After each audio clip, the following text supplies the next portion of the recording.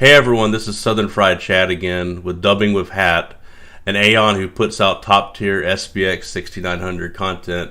His edits are always awesome, and he's been around for a while and is a top voice in the community. How's it going, man? Hey man, yeah, it's great to be here. Nice. Happy to show my face, but Yeah, I love I, the I'm I love the hat. I'm putting on the Aeon live now. That's Yeah, like my I thought it might be interested to see if we can encourage some people because I think that is actually it's one of the things that is actually really underrated, and I think is sort of like these things that seem soft on the outside but are actually gangster. And I think this kind of like guys that we've got this very toxic masculinity culture that does pervade crypto, whether you like it or not.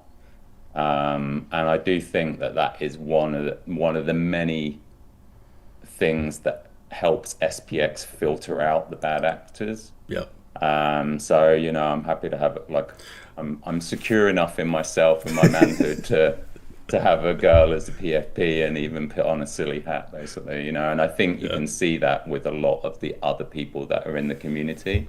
yep, I think it's something that stands out when I hear a lot of the people in the space speak. They are actually, people that seem no, relatively well adjusted, normal, despite our crazy idea that we're going to try and flip the stock market. yep. So, yeah. I will say, I've had this. Speaking about like toxicity, I wore a Sproto before. And for some reason, when you see that little guy, you just want to be an asshole. But then ever since I've switched to Aeon, it definitely makes, I don't know, for some reason it makes, I feel like it has adjusted my personality to a degree. Because I look at it, it's like, that's not what they would say. They would say something crazy asshole-ish. It's kind of weird.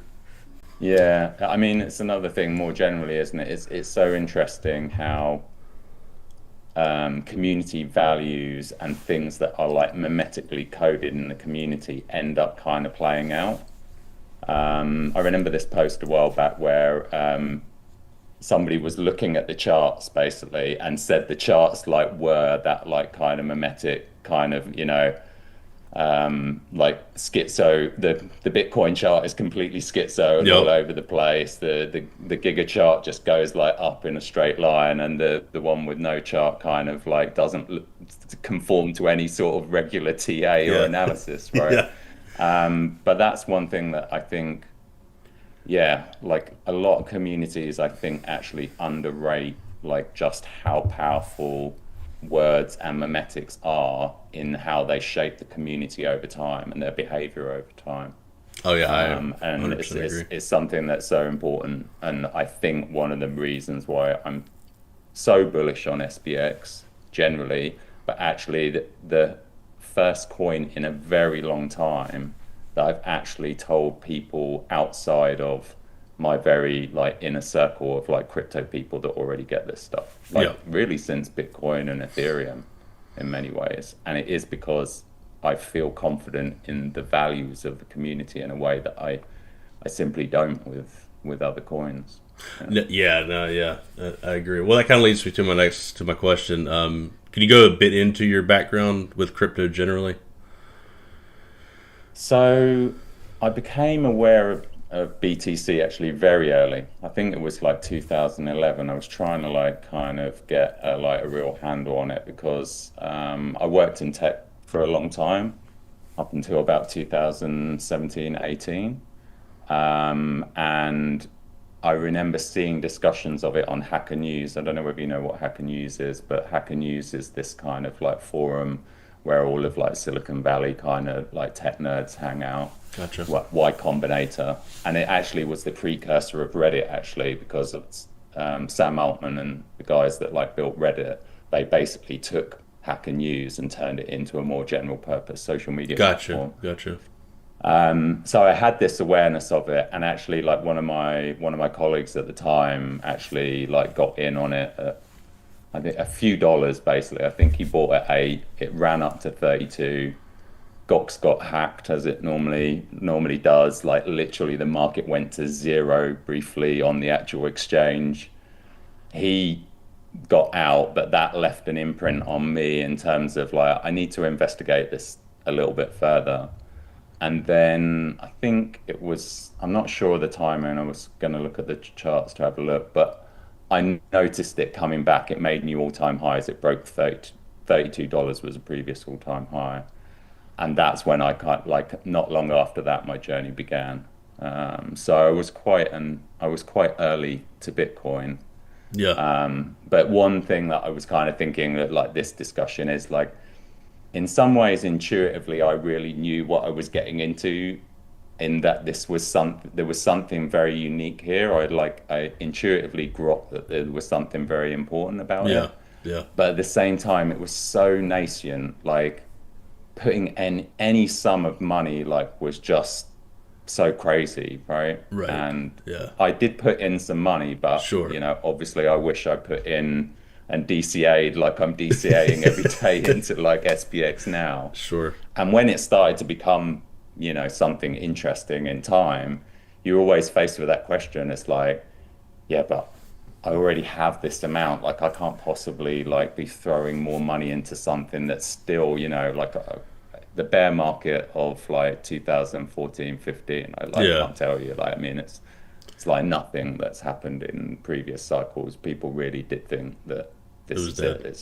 It's gonna die. Right. So that was my like gateway in. But I guess like really like when things sort of changed for me was when we got into the next cycle. So Sure. that was sort of like 2016, 17. That's when I became kind of like I made a few transitions at that point. It's a bit of a long story, but I was actually quite like if only people in my old professional network could see me now. I like had a pretty like senior job on a board of a travel tech company in like the Southern Hemisphere. Um, Okay. and there were some family circumstances Sure. that I had to leave that job. And at the same time, that cycle, gave me the options basically where I could exit Sure. a career that I was increasingly unhappy with, and to be quite honest. Yeah. And I made that was when I kind of went full-time crypto around that cycle. Gotcha. So yeah, like that's kind of like my journey in. Yeah, I'm trying to think of anything that I Did you? wanted to So say. you got in super early. You may not have went ham on Bitcoin back then because it was Yeah. crazy risky. So it's very understandable. Did you mine Bitcoin at all? Because I know that was pretty popular for people real early on. Did you ever touch I that? didn't get into mining. I had friends that were mining Ethereum actually, Okay. like early on, and that's another thing that again, I saw that when that sprung up. I wasn't a really early mover on that, but it wasn't something that I also got like a good price. So I was kind of around people that were kind of. I've always been on fringes, right? Yep. I know some like I've met and connected with some of the like biggest OGs in the space. Not that any of them will probably remember me at some like gathering in Ibiza or like some of these like conferences and all the rest of it. So always being on the fringes, but never like really never I never got into like the build of things, I guess, or actually like really honestly, I've always been an investor sort of trader that's Gotcha. like been hanging out on the outskirts, Yep. but watching from the sidelines. So I've seen a lot, Yeah. if not being like right at the heart of things. Yeah. Yeah. Yeah. I do remember those crazy times during Bitcoin. Didn't get involved, unfortunately. I was busy with college and just trying to get my career started, so I just didn't.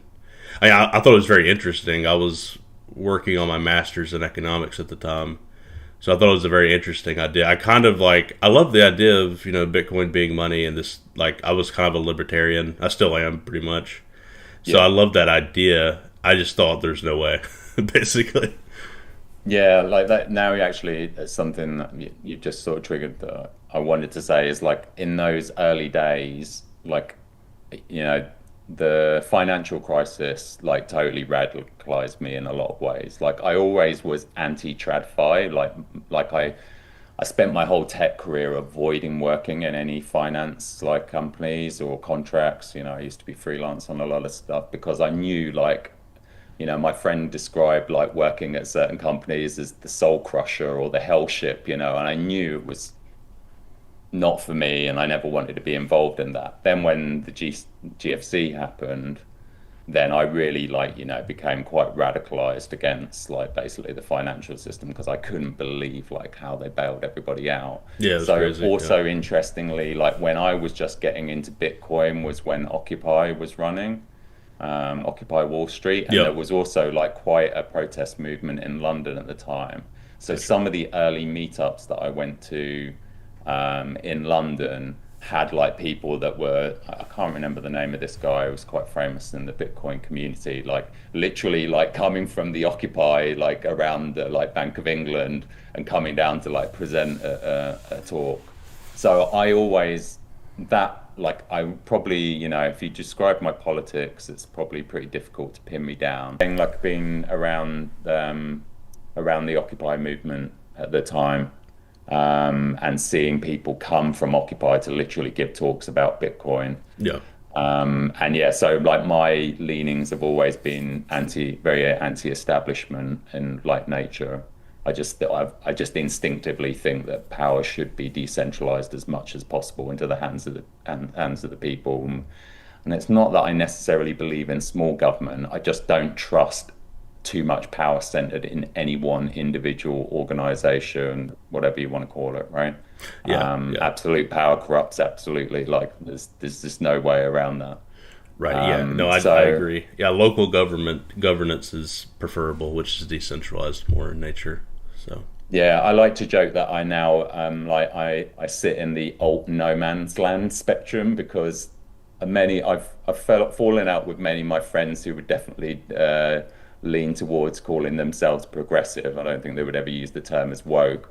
And then I've fallen out with people that like lean towards the right, and yeah. they think I'm woke. So there's this space in the middle that I call alt now no man's land, which is like you're neither welcome in either camp basically. And I I think there's also more think people that's like that than we all realize too. well, I think it's the silent middle, right? Yeah. And I think that's another actually quality of SPX that I think also we don't talk about, but I think politically it does have that kind of neutrality. It's neither like this kind of reaction to wokeness that I think has gone too far in many cases, Yeah. to the point that, I don't know if you saw the latest South Park episode that just Yeah, come that was out, funny. That was funny. and Cartman's kind of like all upset because now all of the things that he used to say that to be edgy Yeah. against the Jews or whatever it is, like It's like it's normal now. it's all now like fair game. I can say the word retarded anymore and it's not going to get a rise, right? Yeah, Um, it all goes in cycles. It goes in cycles. We went too far yeah. left. Now we're going too far right. Hopefully, we get in the middle at some point.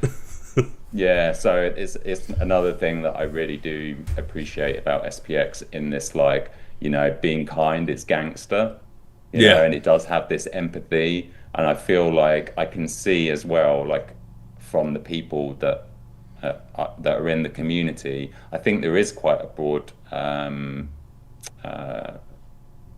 a broad number of views in that community and how they would politically describe themselves, but they have enough respect with each other to kind of like, see where they've got things in common. And that's obviously been a big hope for the my hope anyway, for a political process in various countries for a long time, and gives me a little bit of hope that like maybe we can kind of get together on the right side. So that broad church, I think, is particularly important to onboarding people that are like, it's interesting thinking about how the crypto communities have evolved as well over time, right? We've had, like, I was thinking in the 2017-18 cycle, man, like it was pretty woke back then. Like, I mean, like really in a very different way. Yes, there were your libertarians, but there was all people that were into like, psychedelics at the time. It was all like these kumbaya projects, how they were going to basically solve world hunger with the blockchain. And now we've kind of like gone to this other extreme, and Yeah. it's just sort of now it's like complete financial nihilism and like all these people espousing all these like toxic kind of like masculinity or like conservative values that I think just go like too far.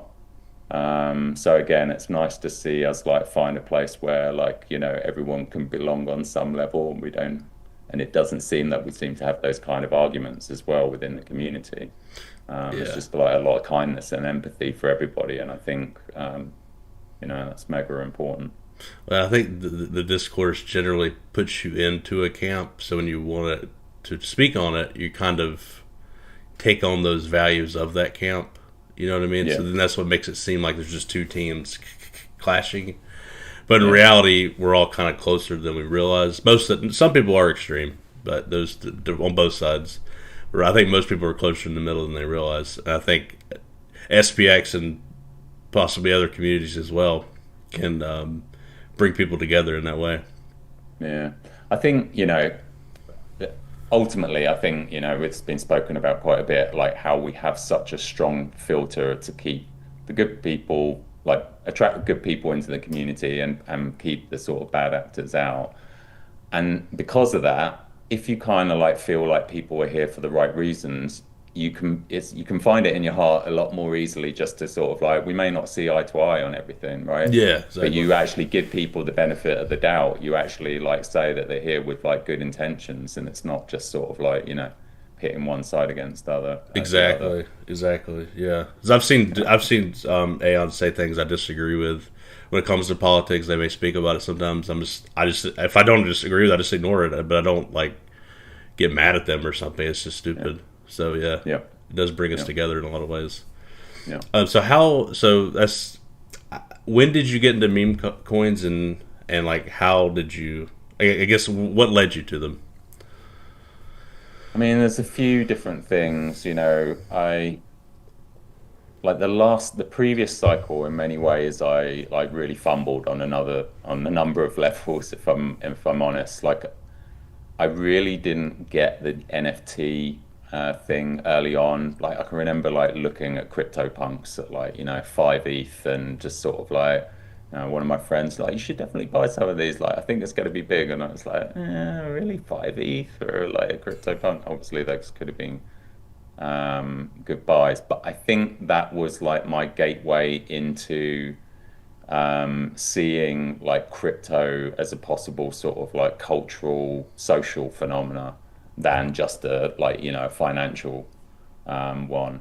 So I kind of watched that play out from the sidelines and had to cope quite a lot on like things that I like, probably should have been in and around. So that I think was one of the gateways. And then that like left me open to kind of like watching some of the other crazy things unfold, like that cycle with SHIB, with Doge, and seeing kind of like how I could like noticing how I felt like NFTs were kind of a bit elitist in the way that there's only going to be 10,000 of these things. They're going to be illiquid, and meme coins maybe offer something different of like, what I think now we kind of recognize as like tokenized communities. But it wasn't really a while before I actually like really dipped my toe into any particular coin. Um, I kind of watched that cycle play out, and it wasn't until we sort of came back like in 23 really. And actually there was a coin, I'm going to mention this coin, but like hope that people won't forgive me for naming another coin, but there was this coin at the time called Mong. I don't know whether you ever come across this coin. There was this incident with Brad Sherman.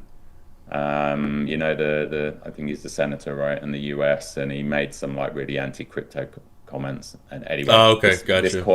this coin got created based on some stuff that he Gotcha. said because he just started like basically randomly saying the names of like what coins were going to be next. And one of them, what he said was like, maybe there'll be this coin, maybe that coin, there'll be Mon coin. And Yeah, then just of course, random. Yeah, what do you know? And that was like the first time I was sort of like watching trends and just sort of like, I'm going to jump on this one.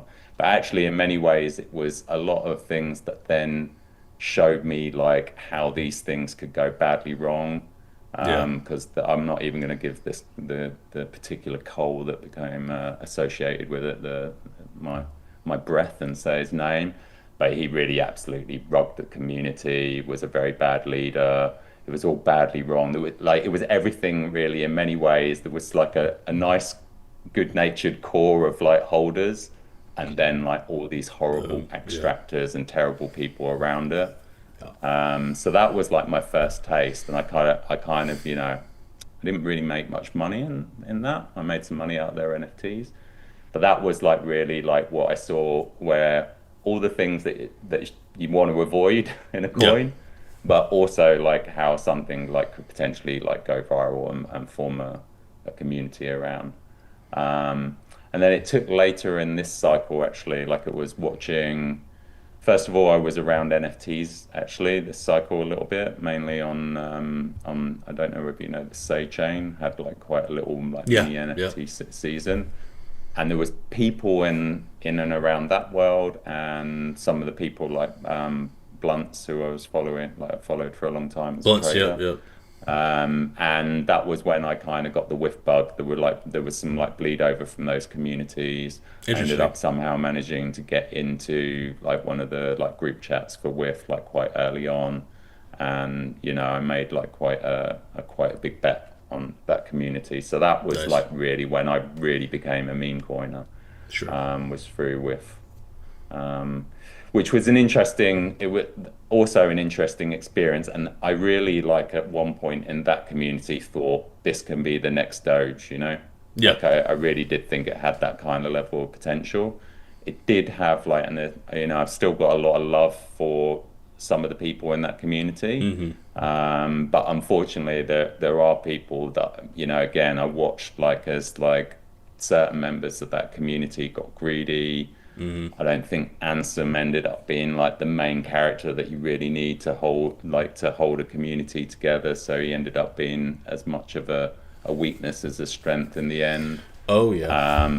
And it was, but I saw all the ingredients there, Yeah. and it's a shame actually, because I really do think that they had something. But then, this is one of the things about the meme coin space. Like when everybody starts getting some attention, when everybody suddenly finds themselves to be nouvelle rich from like, buying their bags at like, a 2 million market cap, when everybody suddenly has got 10K followers on X, again, it's like, the temptation to then sort of like, well, I can run this back again, pumping another coin that nobody's heard of where I've cornered 5% of the supply. It's very hard for people to resist that.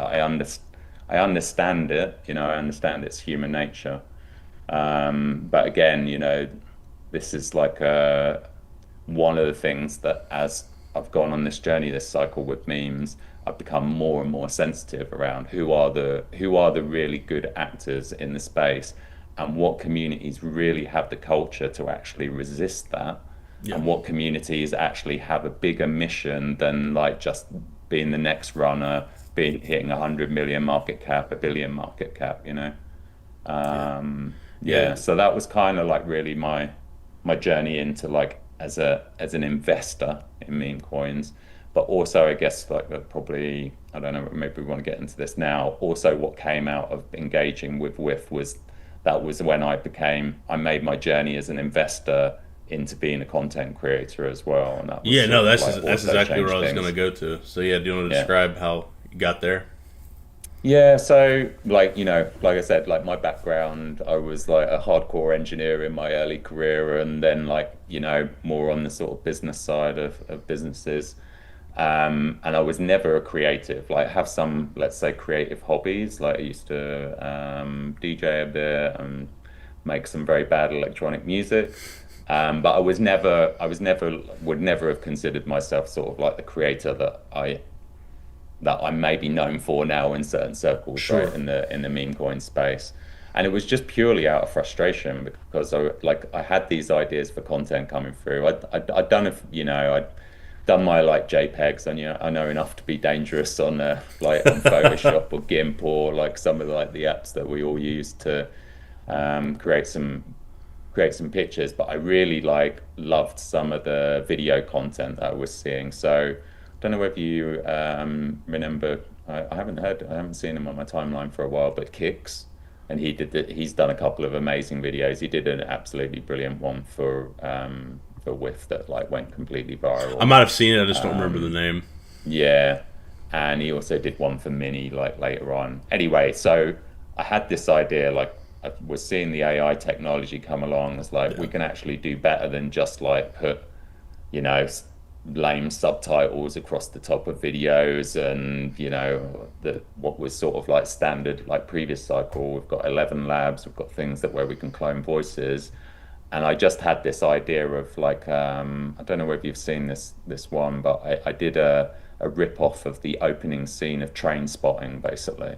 Yeah, I think I've seen Where that. there's Yeah. this there's this monologue, and I kind of like, instead of them like chasing down heroin in the streets, it was like they were chasing down shit coins, basically, and the ultimate high was Whiff at the end, Awesome. you know. Yeah. And so I had this like whole idea in my head, and I was trying to engage with guys like some of the video creators in the Whiff community, and you know, it's an interesting thing.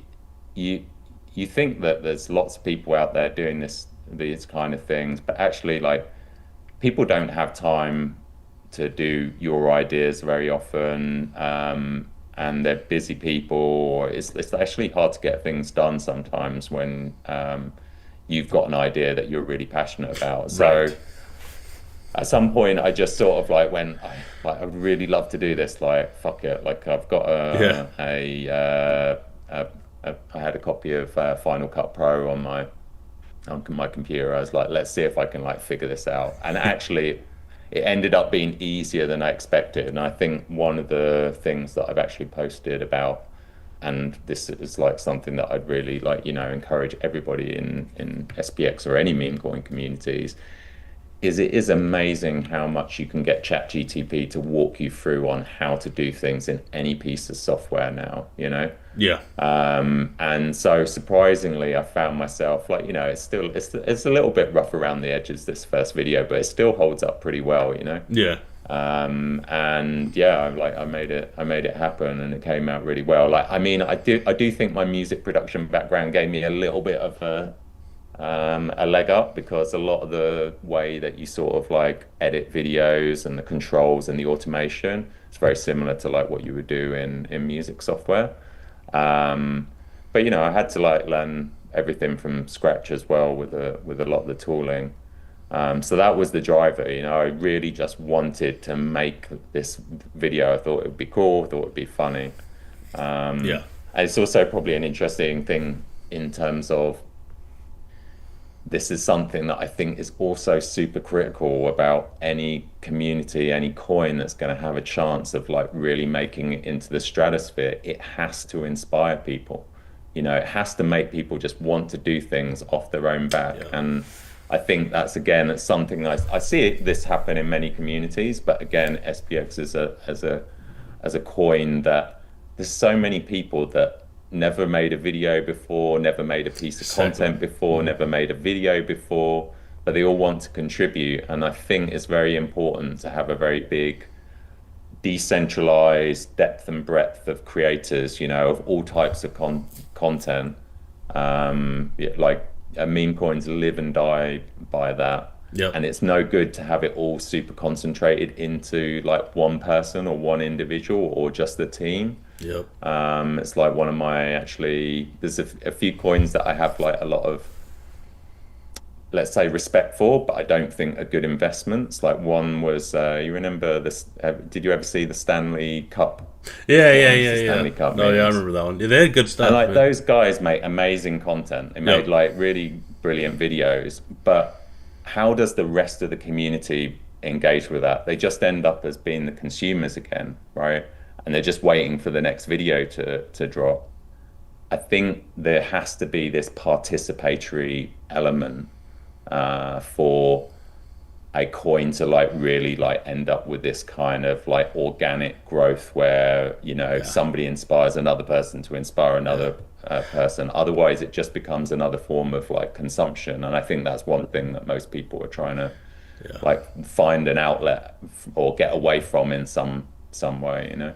Yeah, I think I know exactly what you're talking about. Like the Stanley, and there was Chunky. I don't know if you remember that one with the fat cat. Well, anyways, that was another one that was that similar style. I would say the one that I think it can be pulled off well with a centralized team and pushing content, but you have to deliver some things. I think Bonk probably has done it the best, but I kind of put that Yeah, in the same kind of camp yeah, because honestly, the I used to be kind of in that community to a degree because it's kind of a meme, kind of not, but like yeah, the memeing and the content on that side sucks. So, but they actually did stuff and were successful as a team and took it to another level. So I think that's why they've done so well. They're also kind of a first mover in a way yeah. on that style. But yeah, the I know what you're saying. You really need that is the decentralized to be decentralized and have people Yeah. who are quality making I stuff. think for people to feel ownership of the community, Yeah, as well, or, like they've got skin in the game. And yeah, sure, if you own some coins, that is some skin in the game. But I think it goes to a whole different level when you actually contribute beyond just like buying some tokens. absolutely, absolutely. And yeah, like, obviously there are professional marketing teams that, work for all the big chains and like make these things happen, and they can be quite effective at doing it. Yeah, If you're talking about what I think we're interested in, right. which is movement, culture creation, cults, then it has to be like a a team sport, and a Yeah, team sport that can kind of like, spin off into lots and lots of like different, subgroups, sub yeah, communities. And that's kind of like one of the things that I feel that meme coins are starting to evolve into. Like it really is, culture creation writ large, in many ways.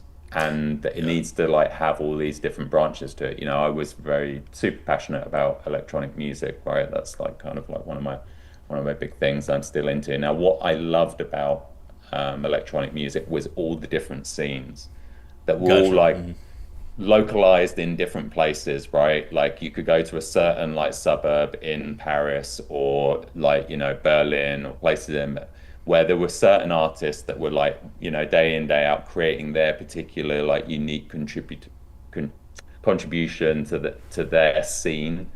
And then obviously then that percolated across like different, other genres, other nights and stuff.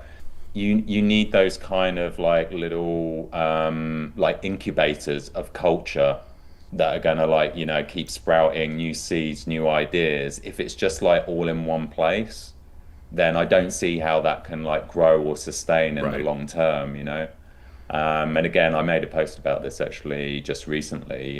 If you're not seeing your community, your coin continue to be making new content, new lore, raising up like new like characters in the space, then you're probably on borrowed time. There's certain Hmm. coins that I won't name out aloud because I don't want to be in the PvP mode, but I know that culturally they've already died.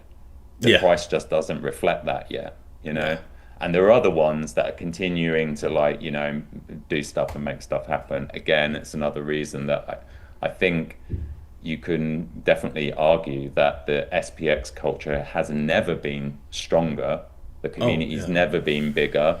There has never been more yeah. content and more types of content being created. Like I said, this in another post, right? We've got multiple podcasts, we've got multiple Hmm. kind of personalities, we've got loads of different content creators. We're on multiple channels, and as long as I see all of those things, like kind of continuing to iterate, to grow, to seed, to spread, I'm as bullish as you can get, right?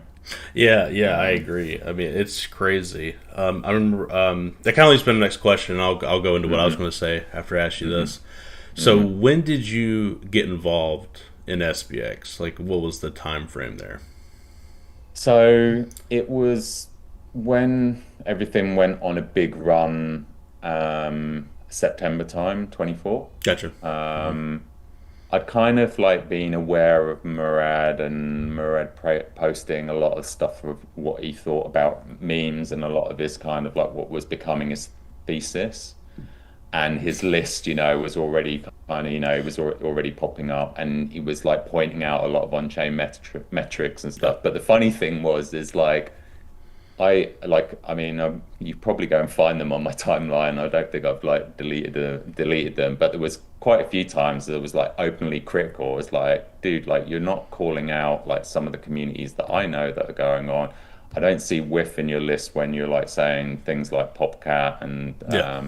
Apu, whatever the coins are. So I thought he was playing quite a kind of like selective game of like, obviously his bags whilst Right. ignoring like what else was going out there. So I was like actually a bit skeptical of like Murad. It's like this guy is just like, hardcore shilling his own bags. He's Yeah. not being objective, blah, blah, blah, blah. But obviously then I did have an awareness of his coins and the ones that, like he was talking about.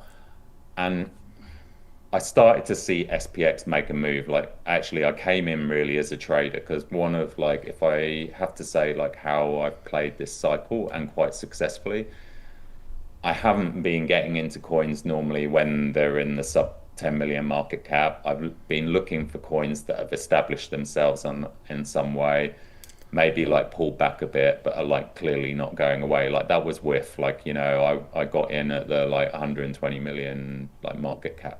And it was after they'd like had a big spike up and it was consolidating and there was a big defense at that level. But I could see that this thing like had virality, it had mind share. So I like to go in like that kind of like range, 50 to 100 million, size in quite like relatively big rather than this like pray and spray kind of Yeah. like, on Right. in the trenches, which I just think, Yeah. it just doesn't work out for most people, as we know. You can see the stats, but you can like I think do a pretty good assessment of things when things have been in the market and have had some time, and that's exactly part of Murad's thesis, right? It's Exactly. it's he was looking for that. Um, so I got in then. Obviously, like things really started to run crazy, Yeah. and immediately, like it's just natural instinct for me because I've already been creating lots of content, lots of videos at this point across multiple points. Like, right, okay, let's see if I can find something exciting to make for SPX. And I just noticed this limitless like clip in one of the SPX like videos. And I was like, oh, maybe that's like a good one that I can go in and dub. And that forced me to like actually like I started engaging with the community. I got into the Telegram.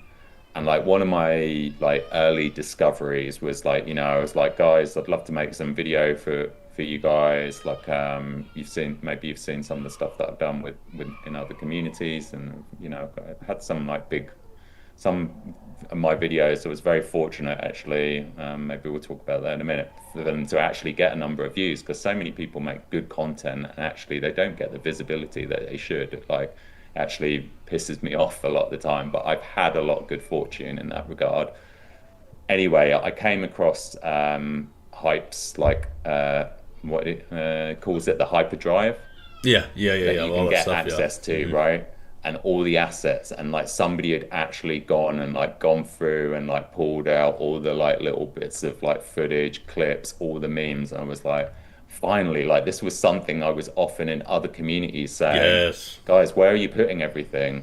Like we need Uh. like like a design, a media pack, like because I was used to working in tech where you have like brand guidelines and like all these kind of like all the artifacts and files and stuff that you need to like start doing things with, right? And when Yeah. I saw a coin had actually, and somebody in that community had actually taken the time to do that, I was like, okay, this is like, these people were like not taking it seriously because Yeah. that's also something part of the reason I dressed in a silly way is like sometimes I think there is a danger that we take ourselves too seriously, Sure. but also it was just sort of like this is like people who are actually trying to create fertile ground for other people to go and do stuff. Yep. It's another thing that I actually love about the community is like you see the OGs lift other people up. You see Murad go and reply on a 200 like X account Yeah. and Yeah. welcome them into the community. And you see like a lot of the people that are on the creative side, they want to help other creators, and then they're happy not to take the limelight, not to get the credit. Like they haven't got an ego that's like thinking more about their own, follower count than, what's going to be happening for the coin. So that was the point that I was like, okay, right, there's I'm in, fully in terms of just like wanting to do stuff for this community. But then when I like really got into the lore, then when I started really like exploring all the facets of SPX, like I just fell in love. And before we're gonna chat, like it is the perfect coin Yep. for me in so many ways. So that was really my journey in. And like, to be honest, it didn't take long really. Like Yep. there's still a few communities that I have a lot of time for.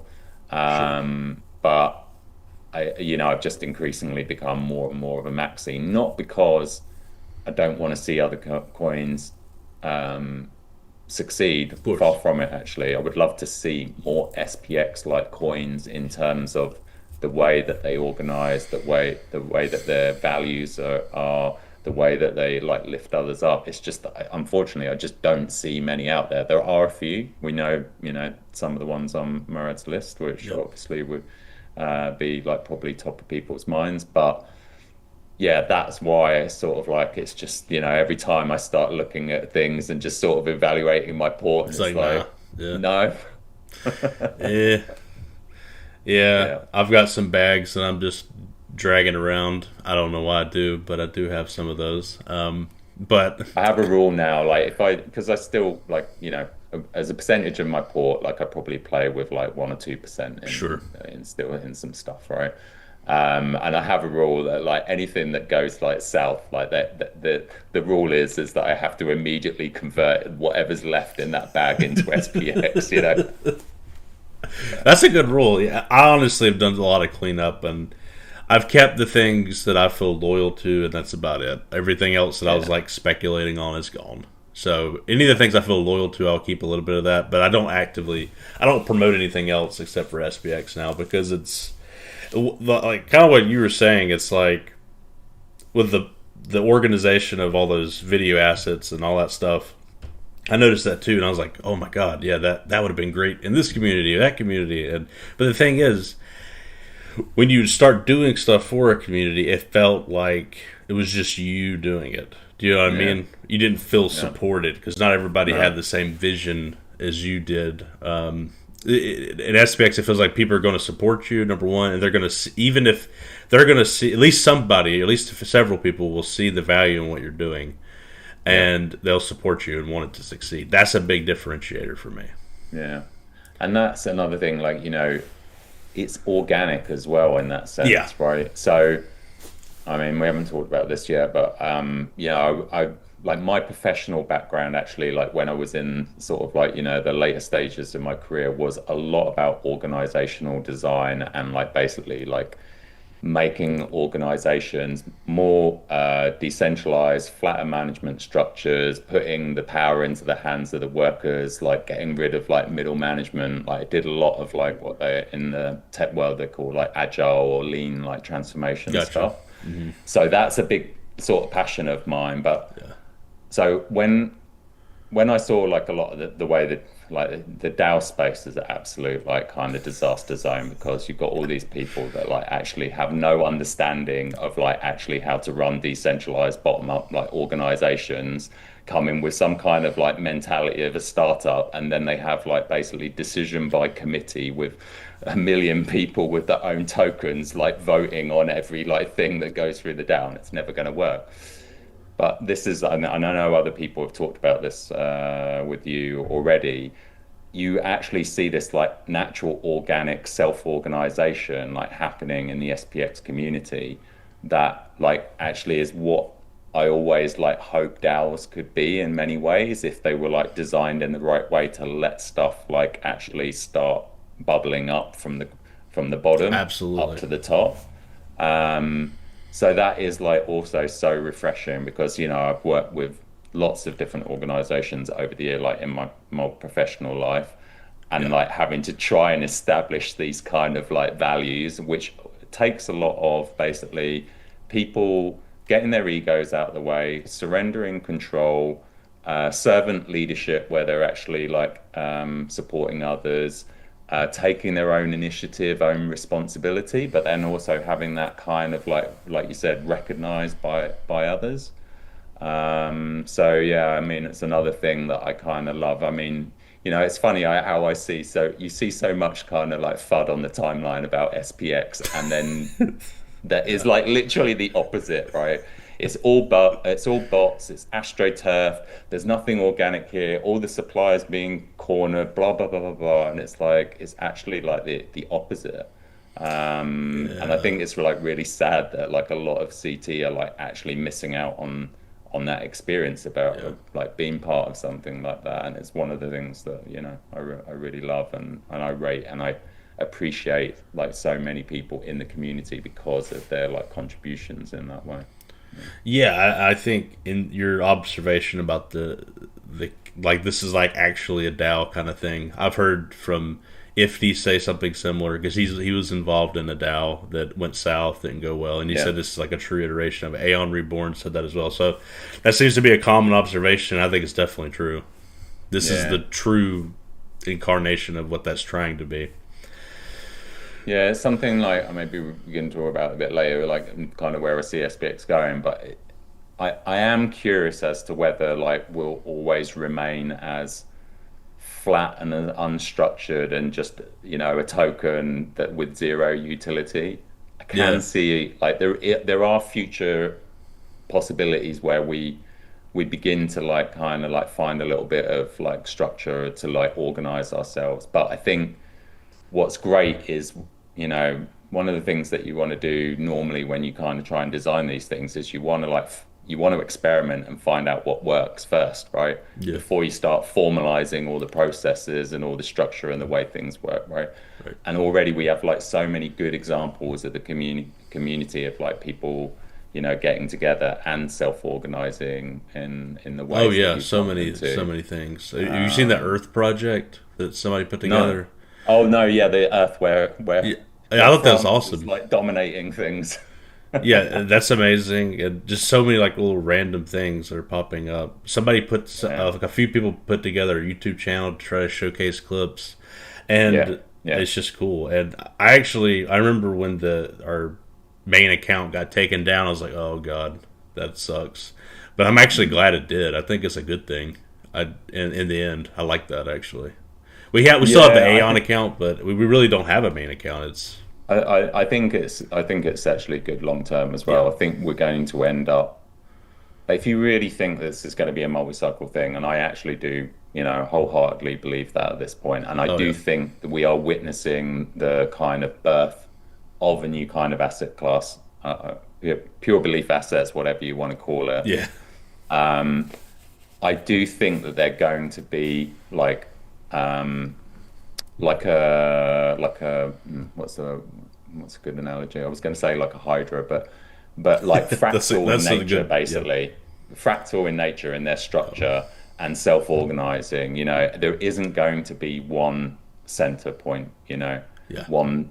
And it is actually very dangerous to have like a single point of failure in these communities. And I think it has helped us. It's been a blessing to actually sort of like, and also to get like other people to like, start taking more prominence in the community, like not expecting like things to come from one place. It's like, yeah, Yeah, I think that lack of centralized authority in our community is great, and we have forcing functions to keep people from fraying too far from the core values. Like if somebody does something lewd or whatever, we're like, they get lambasted. If somebody posts a chart, you get lambasted. You're going to get destroyed. And if you post content that kind of sucks, generally you will get some likes, but you'll realize, oh, is this the way I should do or should I not do, based on um, that social interaction, based on the I don't know how likes, whatever you want to call it, yeah, how much you're getting yeah, promoted, and you can kind yeah, of figure that out through that. And but I think the big differentiator is everybody's super engaged and looking out for it. You know what I mean? So yeah, everybody's looking for that yeah, next little thing that's like, oh, that's a spark, that's something. We need to promote that. yeah, And I think that's just yeah. so much better than depending on a team or whatever. That could just be so frustrating. Yeah, like I actually was around some of the like really early supporters of Doge back in the day. Okay. Um, and that became so much bigger than any like one of like those hardcore teams in the beginning. And I can say the same around some of like the figures that were around sort of Bitcoin as well. Yeah, So you absolutely. can see like when they really do take a life of their own, and particularly it's important like when it's a cultural phenomena, I think. So it is critical. And I think again it's something that we've like people have been commenting on recently. We're seeing a new like batch of Aeons like come in and sort of Yeah. like start kind of like coming to prominence. Yep. And I Yep. I imagine it kind of like as a this coming back to some of sort of like my kind of leadership and organizational sort of principles is sort of like multi-generational kind of like wisdom basically across the community, right? Yeah. And each generation trying to go a step further than the one before, and the OGs like knowing they've got all their one hard won lessons that they like in their like stage of the community, and then they're supporting the next one to go beyond them and go beyond them. And Yes.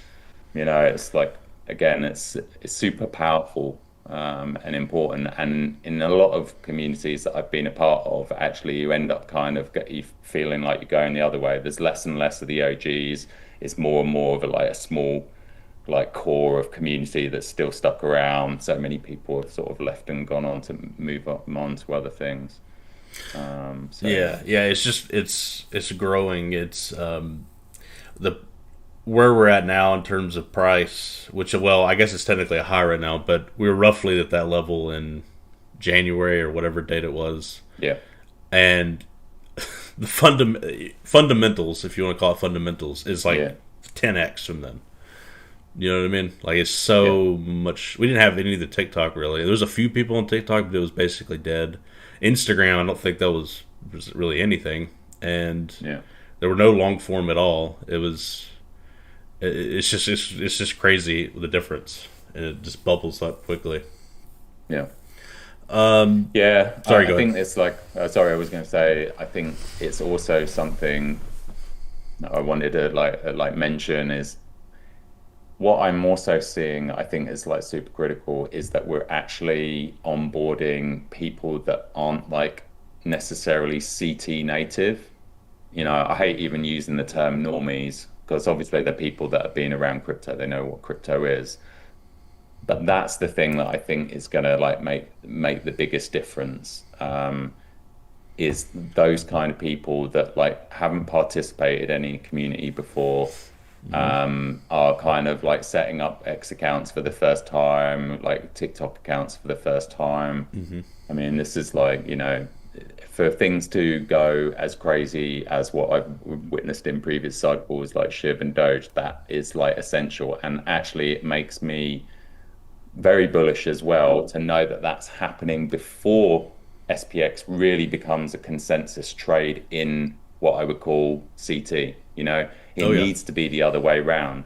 And actually, we want to like, lift up a load of people that, never, maybe were never into crypto or didn't really have much of a portfolio previously. And that, what Mora talks about is like poor people getting rich, or like really, I would just say regular people getting rich, not the same, cohort of Coles and, influencers and stuff, rugging all their followers. So Yeah. that's what I see at the moment is I do feel like there's all these people that are popping up that I feel like, yeah, this might be their first cycle. They haven't been around for a while. They haven't really engaged in social, Yeah. and it's great to see.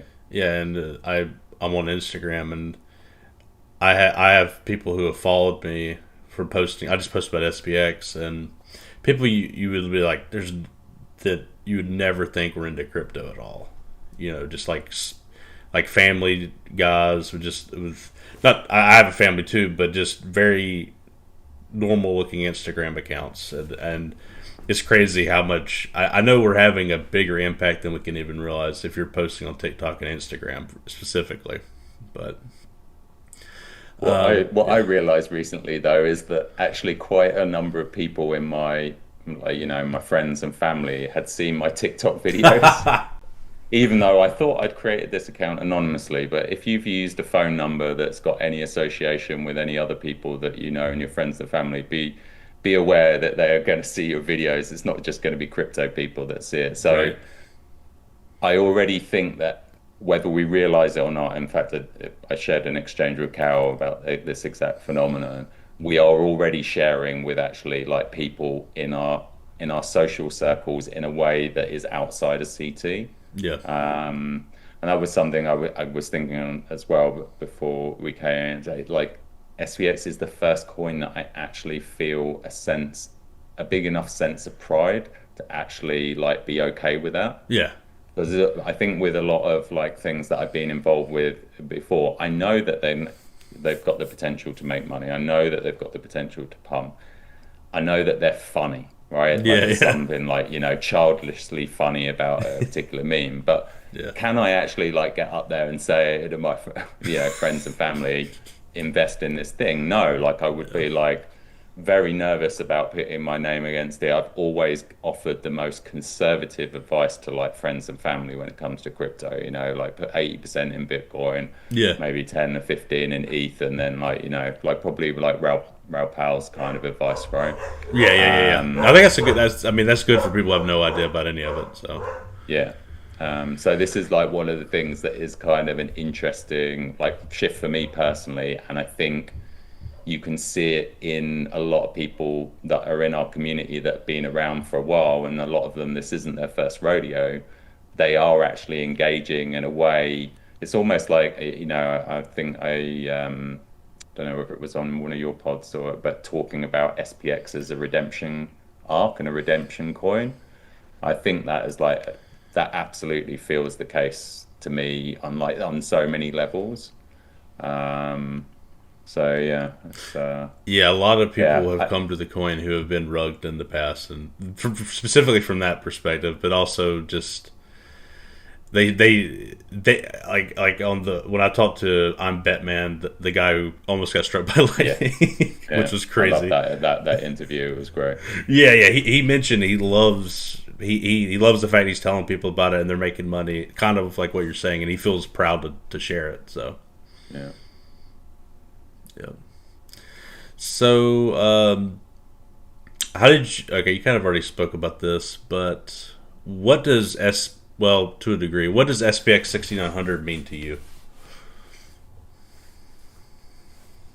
I mean, this is something that I briefly touched on another thread actually just recently, and somebody was like a fairly like big account, and it was sort of like, I've never really got SPX, I appreciate like what Murad's been able to do and like the strength of the community, but I can't like get my head around it in an easy way. Somebody explain it to me in an easy way. And I just sort of Yeah, said, remember how Bitcoin, nobody could get their heads around that in the early days because it's so many, like it's a multidisciplinary thing. Like to understand the technology, the economics, the actual social memetic part of it all together and appreciate like why this was like a massive breakthrough wasn't actually easily understandable. Like Michael Saylor's been trying to explain it to millions for like years already, right? It's done a pretty good job, I would say, but it has taken a while, and I find it very difficult to sort of like boil SPX down into any one thing because of that, because I think it can be many things to many people, and it is to me as well. But I think it might have been Munchies that like first like kind of like, brought up that these are like maybe examples of like neo digital network states. This like this concept of like I'll say his name wrong. Bagis is like a big BTC person. He's literally written a book about network states, and I think that that's what I is like one of my big dreams. I feel like what we're going to see is as the digital world has become more and more important just generally, but also we're creating these sovereign parts of the internet. Bitcoin is like the first one of those things. People are going to start organizing together much more at a digital on the digital level than they are on this like state country level. You know, Yeah, I yeah, yeah, already I identify way more with, like, let's say, the values of SPX than I do my own country or other yeah. countries, and a feeling of like belonging, nationalism, all of these kind of things. So I do think that that's kind of like where I see sort of long-term trajectory for these things, and I think SPX might be one of the best, if not the first example of that. I think there are other communities that could probably like say that on some level. So I think that's kind of like probably like the other one of my primary ways of looking at it. The other one that I nearly I was going to start a little TikTok kind of like thread because Murray did that video, one of his best ones, which he just said like what SPX is, and then he just fired off like about 20 or 30 definitions. Hmm. And I think that would actually be a good thing to do on TikTok for everybody, just to like basically give that like one liner what SPX is then, and then get like a big viral chain going. Oh, But that's cool. Yeah. the one that I was going to say for that, I imagine saying was that it's a spiritual awakening disguised as a financial revolution, you know, because like on the surface and maybe the superficial level, and maybe saying flip the stock market isn't superficial, I guess, but that's what it's aimed at, right? But Yeah. in that kind of like, we want to fuck the 500, go against the system, anti-establishment, does lead you to a path of questioning like, well, why isn't life great for like so many people? Why have they got this like a sense of like meaningless in their lives? Why are everybody so happy? Why isn't all these material things that supposedly we're being told on social media is going to make us happy, not making us happy? And I do think that that's like, it's, I don't want to, again, coming back to the serious non-seriousness, I don't want to like really suggest that SPX really is a neo-religion, Hmm. but I do think on many levels it is like making people like ask questions that religion used to answer, and actually people are finding some of the answers to those questions in their experience within the SPX community. And that is leading to some epiphanies, right? For Right. people in terms of like, like this is what I need in my life. I need like, a group of like-minded people that I can create some meaning together with. I need to like basically be striving to be a better version of myself in some way, shape, or form, in Yeah. terms of like virtues. Um, Yeah. so yeah, that's the thing that like really like maybe touches me on a deep level, because I've been on that quest for a long time on a personal level through like, what you might call your like spiritual seeking or spiritual path. And it's actually something that I was really hoping would happen in crypto for a long time, right? Okay. And early, like this is going back now quite a while, but certainly around the sort of like the 17, 18 cycle, there were a lot of very like let's say like ideological kind of people that were using psychedelics, going and doing ayahuasca ceremonies, going off to retreats. A lot of them got very big like kind of savior complexes. Like the probably the most famous and worst offender of that is Brock Pierce, if you know who he is, which is one of the very, very OGs of all of crypto. Um, and I could see that it wasn't authentic. There was a lot of like, spiritual, what in the spiritual community we call spiritual bypassing, that they were trying to like make this thing sort of like have this kind of like, crypto with this kind of mythical spiritual edge, that like, they were all doing it for like, the divine and all the rest of it. There was Yeah. many, and there was like lots of like projects actually, like some very like not notable at all, that wouldn't have got to the made it to the sort of wider CT consciousness. But I saw these things bubbling around at the time. Right. And I was like, if only there was some like really like actually genuinely authentic people with these kind of drives, and not sort of like some people who have suddenly woken up and like believe that they're on some kind of divine mission because of some like big mushroom trip that they did, with a bunch of people, and then like partied in Ibiza for like several Yeah. months afterwards, and just dreamers that were just like never actually deliver anything. So yeah, that this is one of the interesting things that I think about SPX, is that it has this underlying thread of, it's not even really spirituality, but when we talk about the cognosphere, like something bigger, like underneath. And it's actually like, I think, emerged quite organically and doesn't feel forced or faked. And it Yeah. does like lean towards people then actually like wanting to like, do things beyond than something bigger than themselves, right? So yeah, this is like one of the threads that I love. I think it's dangerous to make it like the be all and end all of any coin, but I also love that is in the mix, and it's in the Yeah. mix in a way that I think is actually like authentic and like and yeah, and loving, I guess, is the Yeah. is the way, and it's something that we can kind of play with. And also, like, I think maybe there's quite a lot of people out there that do actually have, like me, that have some of their personal spiritual beliefs. And I think I heard you say, like, you're Christian and stuff. Yes. That gives us all a little bit of a home, because we know what that kind of like Yeah. magic feels like when it's right. Um, Yep. so yeah, um, I it's a mean, fun yeah, and beautiful thing. yeah, yeah. I don't religion. Well, I mean, some people and even in Bitcoin, just a side point, they kind of approach it that way too, like it's a religion almost.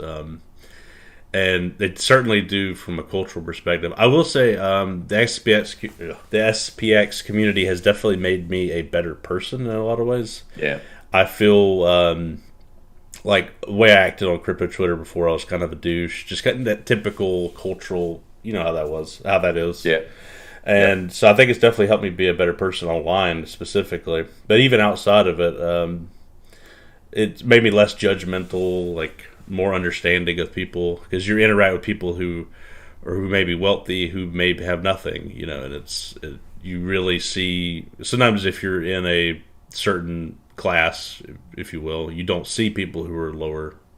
Sometimes, a lot of times, and then if you're in a community with people from all walks of life, you're interacting with all walks of life, which makes you a better person, I think. yeah, yeah. And there is such a thirst for it as well. I went deep into like what they call in the intellectual dark web the meaning crisis, and there's a lot of like kind of thinkers, philosophers that have been talking for this for years. And actually, like that was like last cycle, I was like deep in that basically world, and there's one guy in particular actually who's a bit of a hero of mine called John Viveki. I've even exchanged some messages about that with an A on a couple of weeks back. But basically, like, the whole thread of it is that we've seen religious, like the traditional religious institutions, like diminishing in their influence and, globally in lots of different ways. And like, if you look at it like from a philosophical arc of history, we killed God around like Nietzsche time, and we've like been lost ever since, basically. Um, and people do not have like things in their life that like actually help them like basically aspire to be a better person, to give them a reason. So John, there's this amazing, like, I don't think anybody's got the attention span to watch it, but there's this 50-hour lecture series on YouTube called Awakening from the Meaning Crisis. But one of his big conclusions is that we need something to fill that hole again. And he calls it a religion that isn't a religion. Interesting. And how he defines that basically is that we need to cultivate wisdom practices that basically like develop virtue and keep us authentic, like primarily not bullshitting ourselves basically, and living a life that isn't really us, but also obviously in the wider world.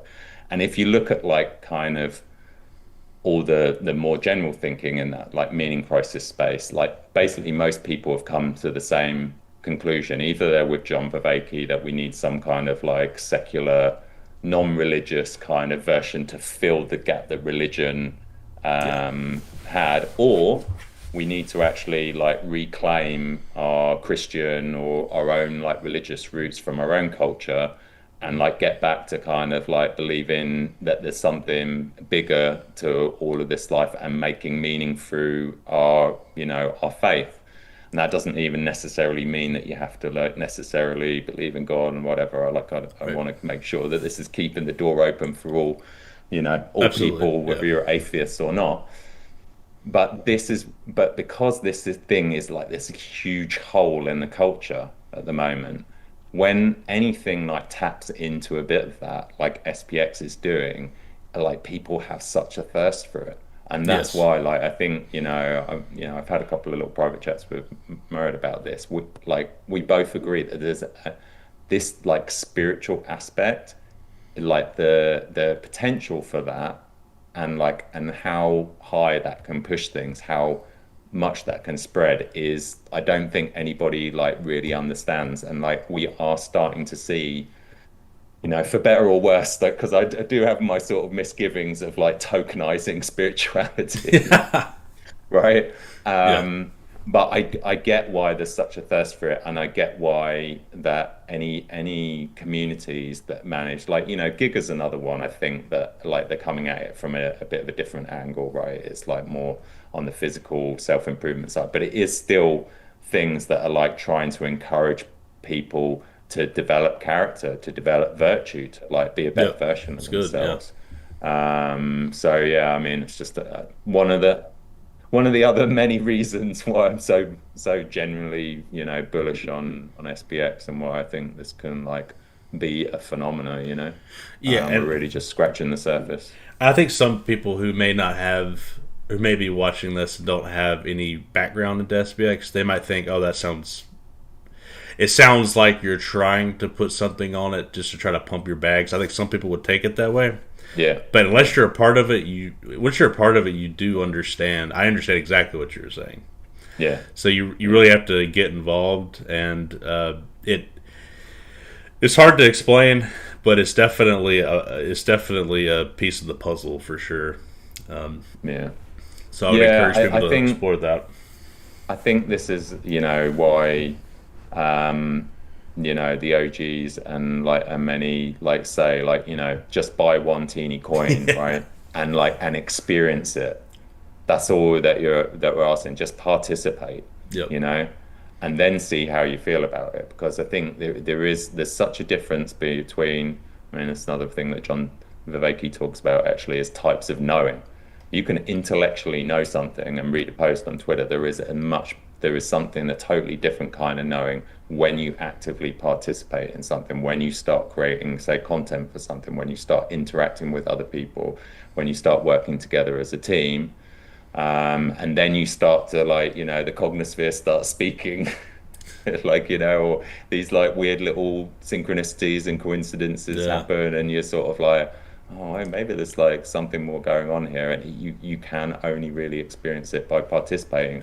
And I like, you know, the best world might be like, you know, every person on the planet just buying one SPX, you know, like I'd be That's happy cool. with that world. They don't need to buy, you know, massive bags. I would just love to Right. see as many people like participating as possible. I think it would end up speaking for itself in that way.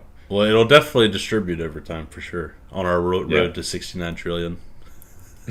I think it's, I mean, you know, this is also the other thing. It's like, and if we're all really honest, we don't know where this goes. You know, and but that's why I love having such an ambitious target. Yeah. And crazier, like this is another kind of one of my things about how I believe like money and finance are evolving is that they're getting more weird. Like, you know, even if you try to communicate what has happened this cycle to people back to the Bitcoin OGs in 2013, they'd be like, what drugs are you smoking? And can I have some, right? Because it is like the president launched a meme coin, right? And I Uh, actually think this is like one of the things that quite a lot of people are like missing in the space. Is like, everybody always like this has been happening for cycles now. It's like, well, we're going to tokenize stocks and we're going to tokenize real estate and it's all going to like start coming back into the real world. And I do think some of that's going to happen, but actually I yeah. think it's going to go much more in the other direction, which is things are going to get like more weird, Yeah, more more weird. crazy, Yeah. more in the realms of creativity, fantasy, imagination, because that is actually been, if you look at the sort of trajectory of people and like humanity in general, like that's the path that we're on, like work, even like our generation, when you compare work for the previous generations, when, my parents mostly were working in factories and then a few Mhm. generations before that in fields, like what we consider to be work today and what I think will be work in the future and how we will get paid and how value will ascribe to things, I think is going to be like so much more weird than you can imagine. Like I saw one of the sort of like big AI influencers talking about how he doesn't think universal income will work in its current idea. And he says what we need to do is just let people create their own tokens, basically their own Yeah. money, and then pay with this like fake imaginary money. And like people are like, that sounds absolutely crazy. But I think if you kind of look at the trajectory we're on with AI coming down the line, like I think we're going to see like a massive like change in the way that we self-organize and Yes. use like basically market forces and economic forces to like get stuff done and make sure everybody Yeah. has a job and or some way of getting income and food on their plate and so on. Um, Absolutely. Yeah. I mean, you could argue, Bitcoin and Ethereum as well as two prime examples of that incentive machine doing big things. I mean, we've got Trump shilling Bitcoin in the White House. That's crazy. And then he launched his own meme coin as well. And that happened because a group of tons of people just kept growing and growing this network until it's bubbled up to that. So mhm. maybe over time there'll be more of those types of networks that form, bubbling up to like SPX. And I can see, I don't see, there's many ways it could play out, but I don't see it like being that decentralized to the individual level, but maybe to different different movements. And then Yeah, you may participate in this one, somebody else may participate in this one, and that organizes it that way. Maybe. yeah. I like the way that I have it in my head is that let's say we automate everything away, like, Yeah. and most work becomes sort of like done by machines and AI. Yeah. Like, what's Seems left like for us that. to Yeah. done? Like, what's left for us to do? And I think it's culture creation, Yeah. right? I think culture will be the currency of the future even more than it is today, and it has been on a massive trajectory up over time, right? And Yeah. culture becomes more and more and more valuable. And I think that we are already seeing the tokenization of culture. So I think there'll be these different kind of currencies that allow us to kind of, direct attention culturally and organize culturally so that new cultures created, different cultures are created. So that's kind of again what I see in this, what we call the meme coin super cycle. I think that is the like precursor Hmm. to something that's like a little bit bigger, and it is about financializing culture and tokenizing culture. And Yeah. yeah, I think there'll be like it'll be interesting to see, whether there'll end up being many different currencies in that world, or whether we'll end up kind of, boiling it down to a few. Maybe SPX will be the one, you know, Yeah. cultural token, like bit like we talk about FBX being spiritual gold. Maybe Yeah. there'll be a few. I think there'll be many in Yeah. reality. But I I think think there will be that is many as all well. humans. Yeah, I think that's all humans have to do in the end.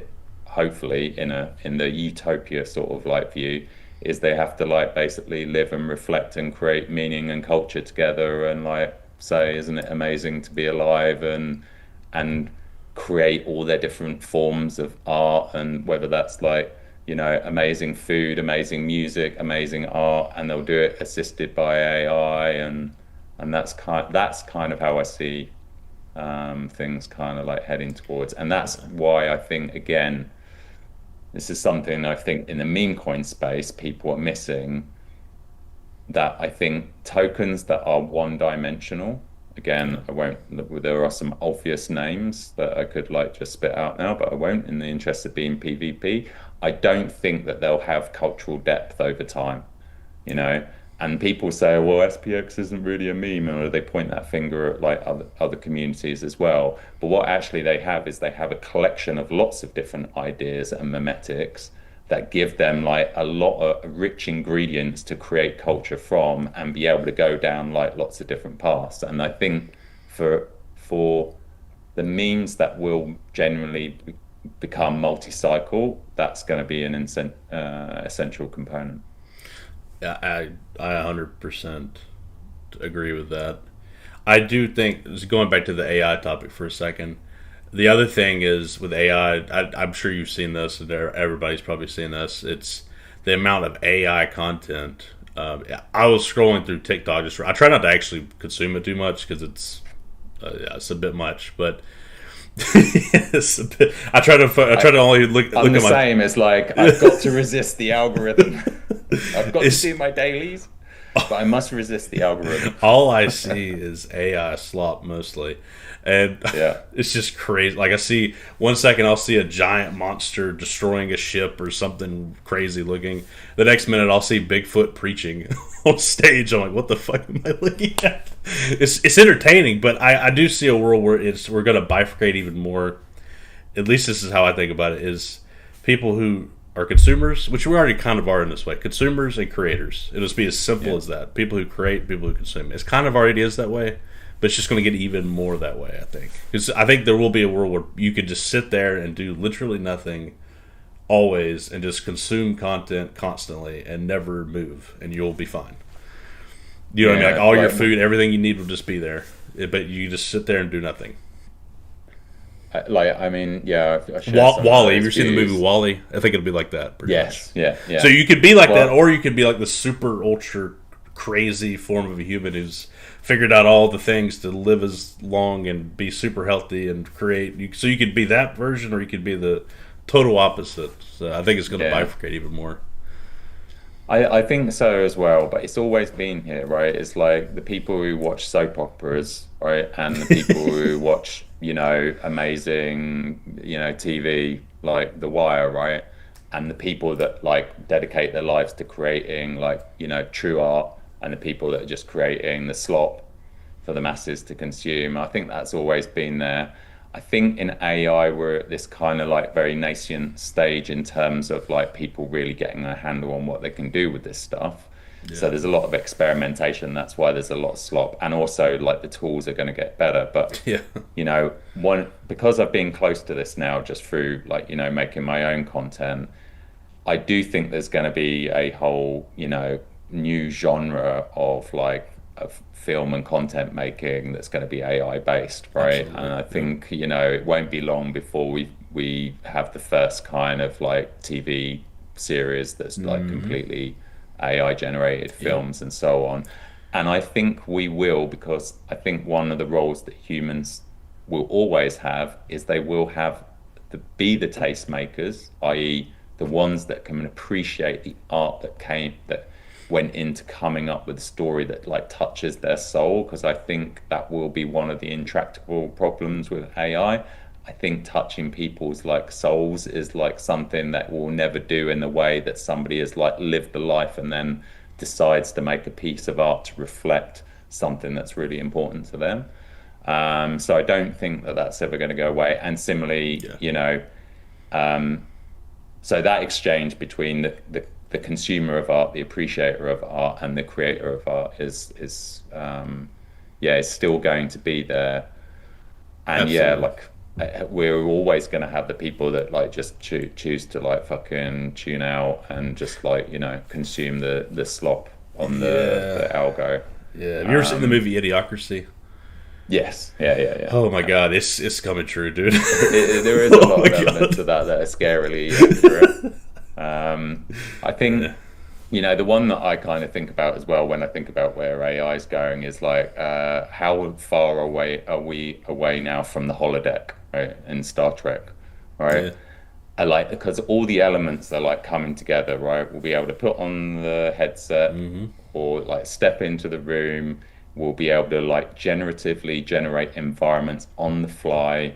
Like It's they're super already doing cool. that Yeah. with like, like Unity and like Unreal Engine, where they're Right. able to do this kind of thing. We'll be able to have characters that will like be impossible to tell whether they're human or not. You can already have Yep. amazing conversations with your AI.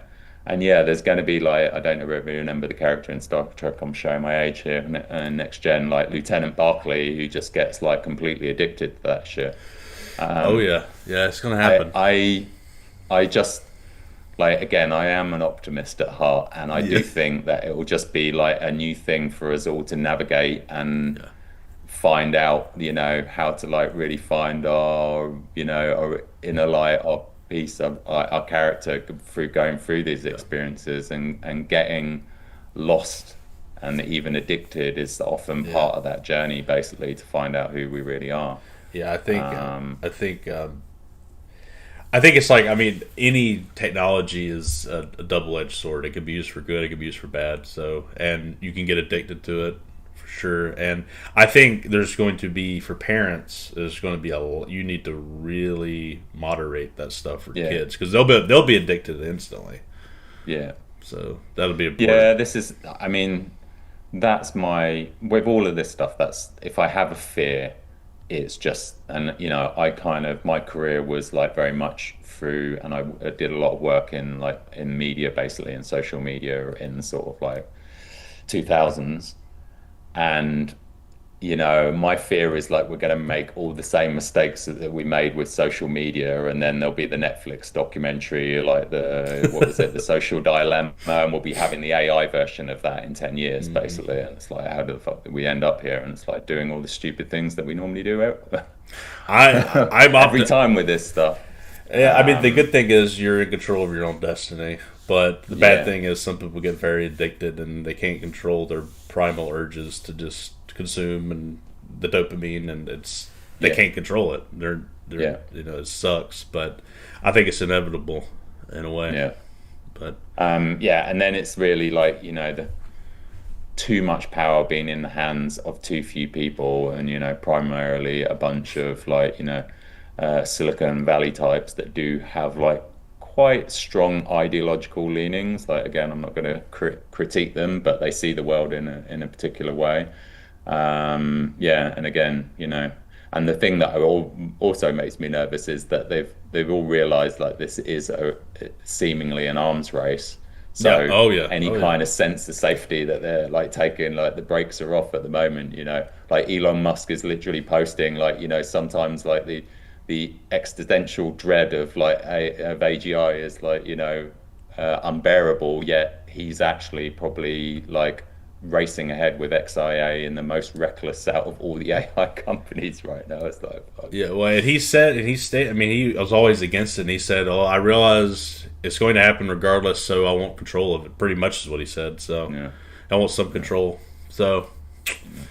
yeah, Get some skin in the game. Anyway. yep.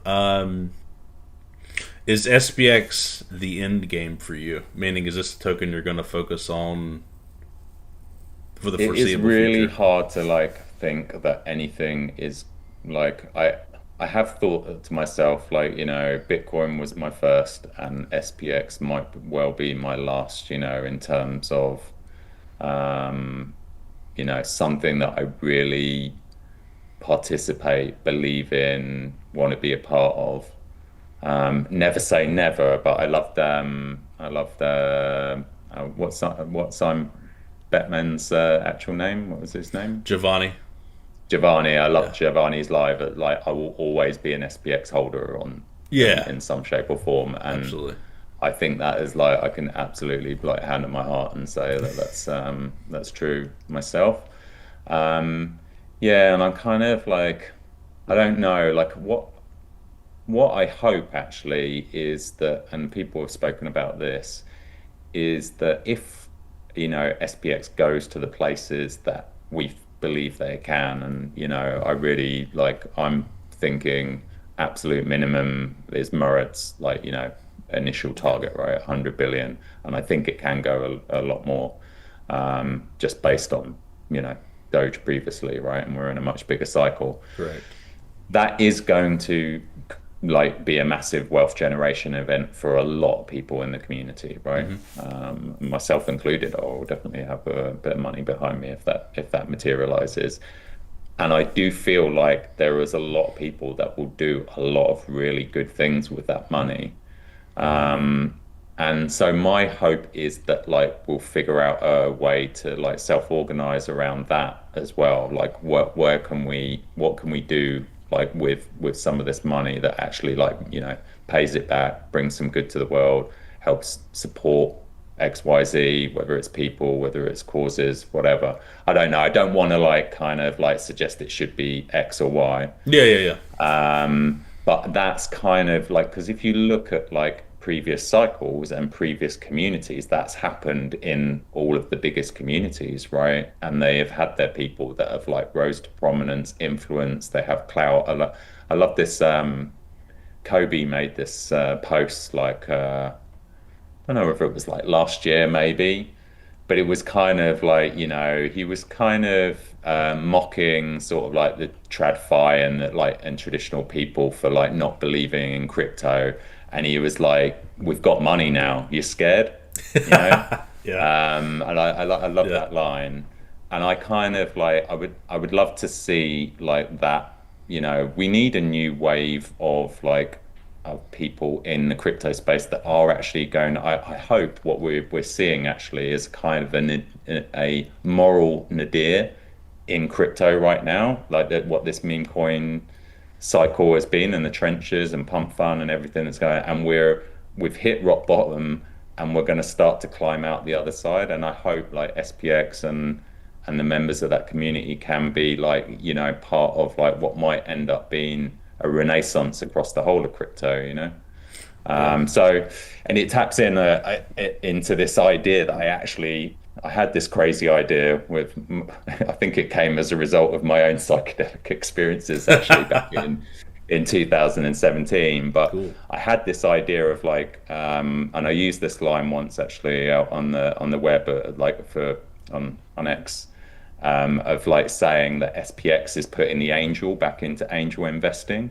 I actually had an idea for a project that was exactly that. I wanted to create a DAO that essentially was like I don't know, I hate to use the word non-for-profit charity or whatever, because that comes like loaded with like so much fucking baggage and negative stuff.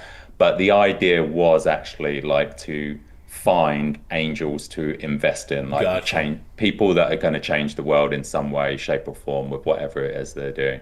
You can imagine it in the sort of, you know, in the spiritual zone where they're like helping people get over trauma, or you can imagine it in like I don't know whether you've ever seen a lot of the crypto refi movement, regenerative like stuff, and that's like focused on environmental stuff. But there's so many ways that I could define an angel, but actually like as Aeon angels, we can actually invest in like some good people, you know, right, and people that are doing good things. So that's Absolutely. Kind of like one thing that I would, you know, I'd love to see happen, and love to see. I don't know whether that will happen, you know. I kind of think of the other, like, you know, when like religions, you know, like suggest like put in, you know, 10% of what they earn, you know, back to the church. And I'm not suggesting that we're like have anything like kind of high as that, but it would be like great to like kind of, you know, see some initiatives. You already love the like gifting culture that started to emerge. Just scale that a bit. Scale that exactly. up. Yeah, that's a good idea. That was a great idea. Yeah. I think Mike had similar kind of really. He was talking about like a mission board, a quest board, or something where you could put, and then maybe funding could be associated with it. I don't know exactly what he was talking about, but something like that. Similar idea. Yeah. So I think all those are great ideas, and also just simply the price going up. If you're already doing it, like what I'm doing right now, if price goes to 100 billion, I'm going to take this up 100x notches or whatever. You know, I'm going to get better stuff going on with it. So I think a lot of people will do that. Yeah. So it's it's going to be interesting to see if it does play out, which we all think it will, but we'll see. I mean, there's so many signs that have happened recently that I really do think that we are at this, like when Murad called the tipping point in his big long hour and a half video, like what was that? I mean, did he put that out now? I think it's April already, right? Something like that. Yeah. I was like, are we on the tipping point yet? Not sure. Actually, I think, as always, he's always Yeah, like he sees thinking stuff. 2 or 3 moves Yeah, ahead he really because does. Damn. he extrapolates from like, okay, this is what's happening. Like, what are the second, third order consequences of that? And that's one thing that I think he's been brilliant at seeing. And I do think that we are seeing those signs of that tipping movement, tipping point. The other thing I wanted to say about that as well is I do feel like, I hope this is like shared in the community as well, is I do feel like a sense of some responsibility as well, like in terms of like, inevitably we will, hit some kind of blow off top in the whole market. Like, I mean, Trump is like literally just like taking the handbrake off, right? Like, and just letting it roll down the hill. Like, you couldn't be more extreme in what he's actually doing, and they're just gonna like literally load their bags with for all that they can possibly get. And obviously, I think we'll hopefully be a big beneficiary of that in the process. Yeah, but I there mean, will be yeah, a massive hangover. yeah, And I do think it's important for us to all kind of like, one, be as responsible as we can as we go through that bubble, and yeah, I'm pretty committed to like holding on, probably like quite similar to Murad actually. I think he's sort of like, said 60-40 is like kind of what something he like that. kind of Yeah, anticipates. And I don't know, maybe I'll be able to borrow against my SPX in the future. I know there's that platform, whatever. yeah, But we need to make sure that we don't sell shame. We don't like yeah. kind of like encourage people into like reckless behavior, like where people that are going to doing things that's going to end up like, having some big consequences, because we just don't know when the music will stop as well and how it will play out. And I think this bubble that's happening with the treasury stuff, where Oh they're just God, like, yeah. like you can see how this is going to create such a massive bubble. So yeah, like us kind of like, sticking together, being responsible through the bubble, and also like post it and hanging around, and also like basically like making sure that we invest in the next cycle and the Yep. future of the community post that. I think it's like really important as well. Yeah, I think some people get I mean, we're like, don't trade. What we're really saying is that don't like, if it goes up 10%, don't sell and try to time it. That's really what we're saying. If you want to take lifestyle chips off, I think Raul Powell says that term a lot Yeah, too. I like him. yeah, I like him as yeah, he's a good overall crypto analyst. But yeah, if you've got life changing money, if there's a down payment on a house or whatever, you should take that. You should absolutely do that. Change your life, yeah, and so I encourage that for people. yeah, yeah. What is your most favorite SPX 6900 phrase? I know we have quite a few of them. What's your most favorite? I'm just curious. Hmm. Hmm. That's an interesting question.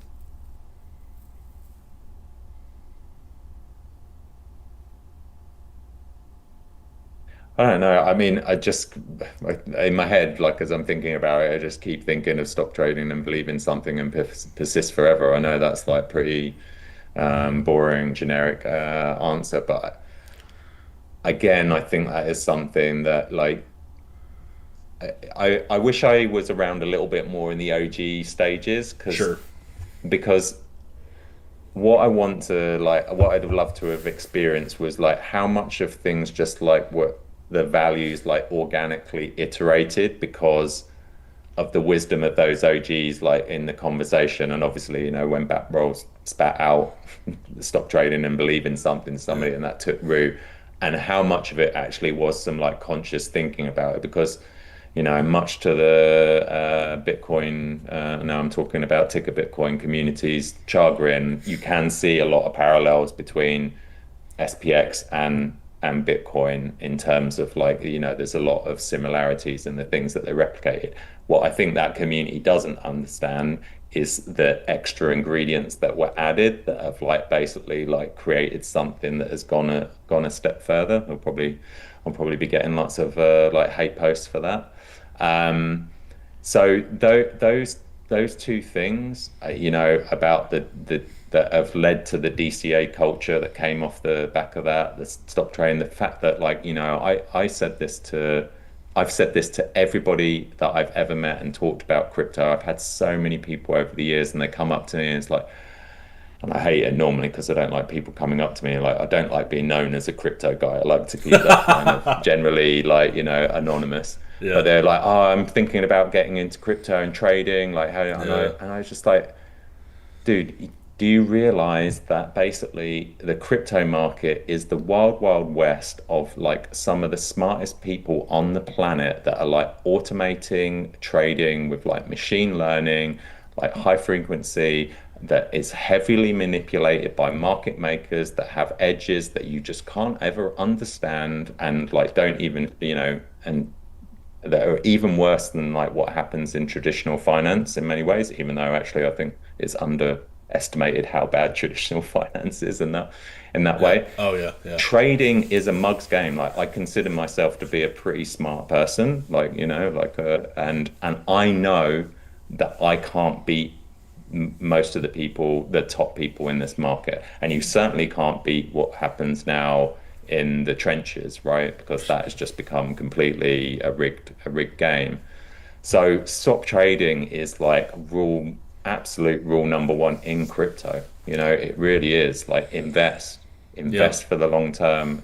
All the same wisdom that come from your Warren Buffetts and all the rest of it. Time in the market beats trying to time the market. All of these things are there and true, absolutely true for a reason. And as Murad and others have been saying recently, it's never been harder to trade, and it's never been a better strategy to DCA and hold.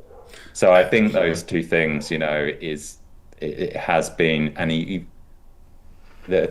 one of my things another thing that I love about SPX, and normally actually when I'm at my like hottest when I'm posting myself, is actually like when things like go in the other direction, not when things are going up. Yeah. Right. Oh yeah. Same. I love getting out in the timeline and like bull posting like hard and like kind of responding to the big sell-offs, to the big dips. That's like when I normally come into my own. In fact, a lot of my content, actually, I get my best ideas as well when that happens. Yeah. Which is like, actually, I would like to be getting some content out, and I haven't quite had the ideas for dubs like come through recently.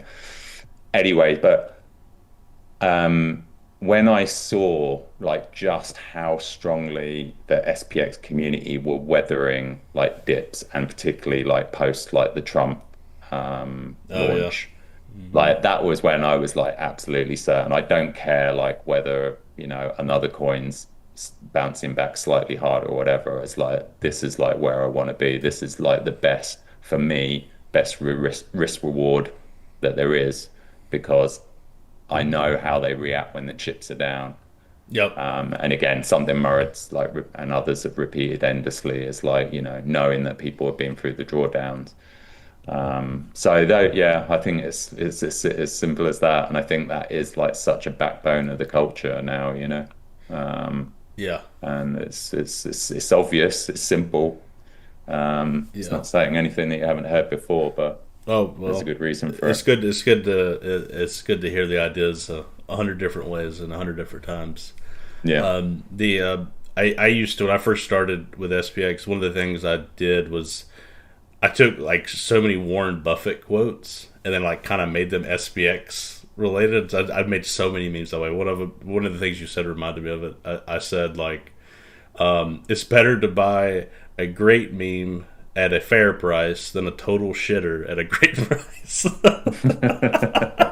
People need to like, that's like, it's basically anti-trench, but anyways, that just you should definitely send me some of those, because I'll find him actually saying it on YouTube, and then I can like maybe make some quick edits on that, because I was meaning to come back to some of like the TradFi business like news content and do a couple more, because I've done a couple in that space with Warren and with Charlie Munger, but there's a rich mine there that I haven't actually been tapped into. And I should like, yeah, send me a few of those actually. Absolutely, absolutely. Yeah, I've made quite Um, a few of those because I yeah, thought they were funny. Um, yeah. just a couple more questions. How Yeah, bullish are you? I think I've been pretty clear over the course of this chat.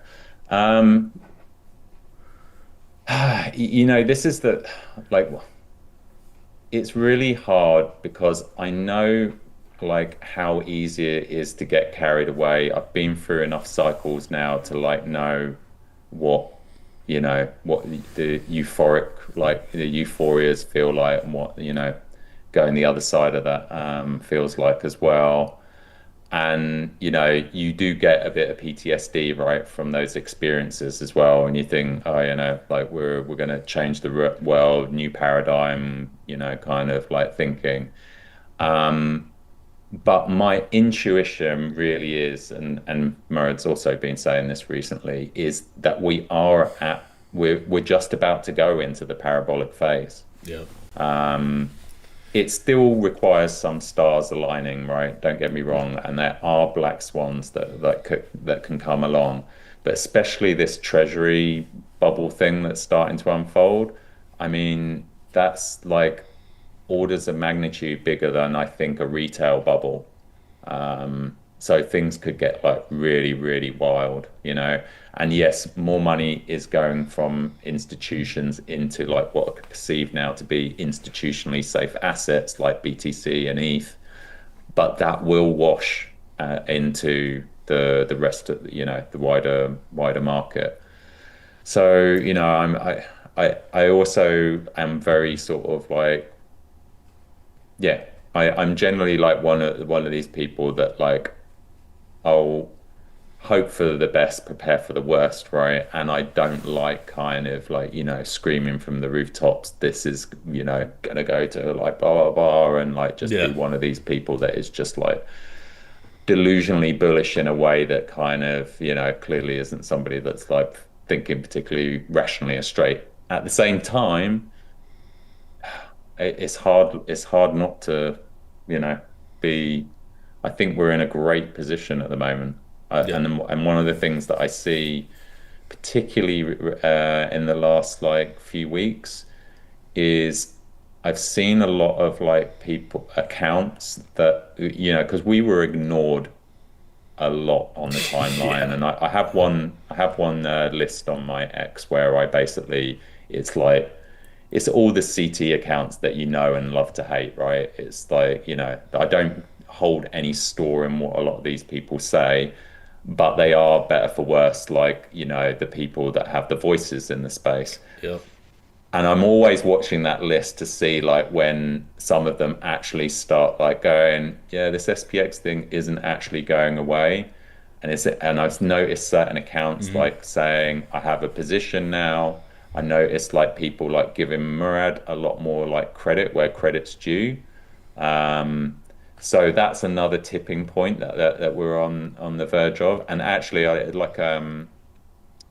like Seb said, he feels like we need to get as many normal people on board Yes. now before all the like usual CT people Yeah. like make this consensus trade, and that's something I like feel I really like resonate with, because it will get stupid if and I there's only a couple of other coins that I see that are like even I'm going to say a coin now, even Fartcoin, which I really thought was the other clear front runner, Yeah. it is lost momentum, Hmm. and it's hard to think of like other than the established memes. And I'll put you a Doge into that. I'll put Pepe into that, and like maybe like Bonk, and like even like even though I never know why this like coin does well, Flocky, but it does. It's always Yeah. in I the don't mix, keep up with it at all, but it does seem to do good. right? So Yeah, those kind of like coins that have been around for a while and cycle and have established some linearness.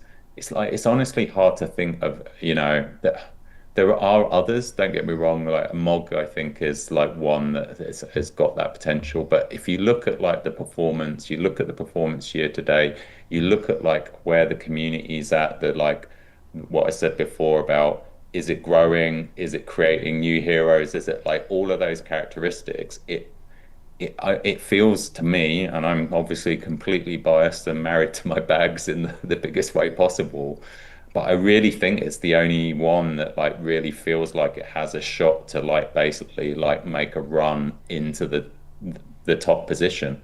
Yeah.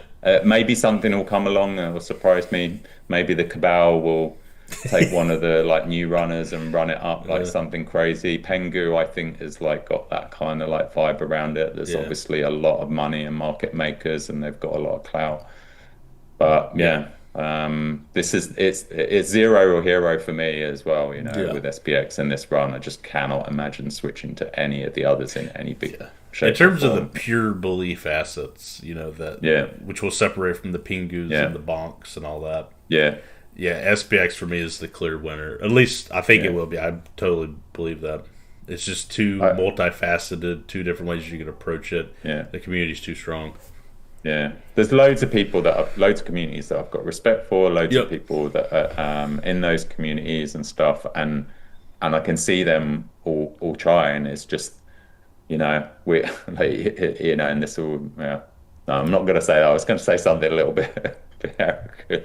It's like I hope they do well. we've got the best coal, that's the hardest working coal in the space, combined with the best community, with like I think what are like the most pure-hearted people with the best like, and people will argue about the memetics, but I think the memetics are also like S tier. It's like, dude, like just get yourself a coat bag, like for At everybody. And least, there yes. are good people as well that are in the space that I just like, guys, we'd love to have you on board and still be going with your coins, Yep. because I know that there are like a lot of good people in the space that have been trying to, like, for example, a lot of like my friends that are still in Whiff and some people around there. I'd love to have some of those people be honorary Aeons and have a bag and join us, and I'd love to see the communities that really are kind of pushing things, because I would like to see the good people win at the end of the day. Like as many people like that we can kind of get on board.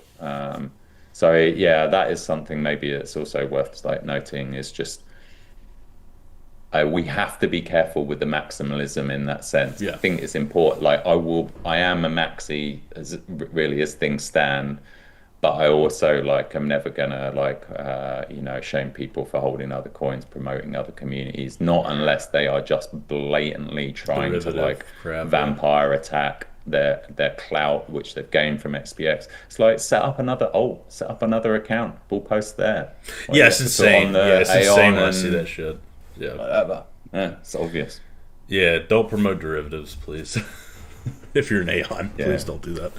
Um, yeah. Any final thoughts you'd like to leave for No, I listeners? think I've like chewed your ear off for long enough already. I love it. I I love wanna, an epic one. yeah. Dude, I No, appreciate. Sorry, go ahead. You go ahead. I, yeah, yeah. What do I want to say?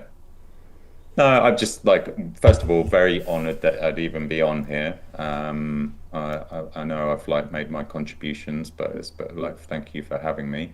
Thank you for everybody who's like supported a video from any community at any point. I'd really like I do try and lift some people up in that regard. For example, I posted like one of TradFi Nightmares like the latest videos, and like there are some people that are making some like really killer content that are like sending the chills down my spine, and Yeah. we need to like get Yeah. behind these people, give them the follows, give them the, don't be stingy with your reposts. I know Yeah. people tend to be sometimes, because it like finding these bits of content and making them bigger than the account is. Like I've just been a bit more lucky for whatever reason, in terms of like getting some visibility. Well, you're very good content, so you deserve it. Yeah, like I know some of it has been like, it's like really like tick to box, but like for example, I know a couple of creators that were doing some similar things to me, made some excellent videos, never got any traction. Yeah. And there is that, like, I hate that kind of yeah, the potluck of the algorithm sometimes, and the way that it decides to lift something up or not lift something up, and trying to game TikTok and all the rest of it. It's like, we need to raid ultra hard, as Murad would say, right? Hard as Like fuck. take that seriously. It's like one of the Yeah. best ways that you can contribute, like get that good content up in the timeline and whoever's made it, you know. Absolutely, yeah, and we encourage everyone to contribute. It's fun and it can be very rewarding as well. Yeah. Yeah. Well, I definitely appreciate you taking the time and Yeah. coming on and sharing your story and talking through SPX and what it means to you. It's awesome also to put a face to the name and the PFP. And I've been following you since April or something like that, March, April. Yeah. So I've followed you for a long time, even before SPX. Yeah. So yeah, I really appreciate it. I think this was great. I hope people got a lot out of it. If I know everybody loves hearing your perspective as well. So if you made it up to this point, thanks for listening. I really appreciate it. Please like, comment, and subscribe. You can find Dubbing with Hats X account below. I'll link it. Until next time, persist forever, Aeons.